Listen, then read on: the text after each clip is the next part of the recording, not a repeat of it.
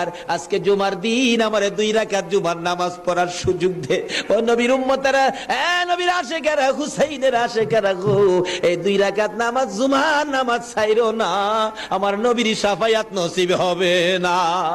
রক্তে লাল হইয়া যদি হুসাইন 2 রাকাত জুমার নামাজ পড়তে পারে গো, আজকাল থেকে কথা দিতে হবে জীবনে কোনোদিন জুমার নামাজ ছাড়তে পারবা না।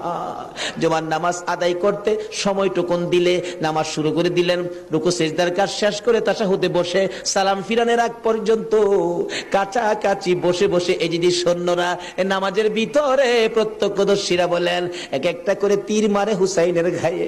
ডান দিক দিয়ে যদি তীরটা মারতো, বাম দিক দিয়ে বেরিয়ে যাইতো, সামনে দিয়া মারলে পিছন দিয়া বেরিয়ে যায়, এই কিসিমের তীর গো নামাজের ভিতরে বাহুতুরটা তীর লাগাইছে। হুসাইন সালামটা ফিরাই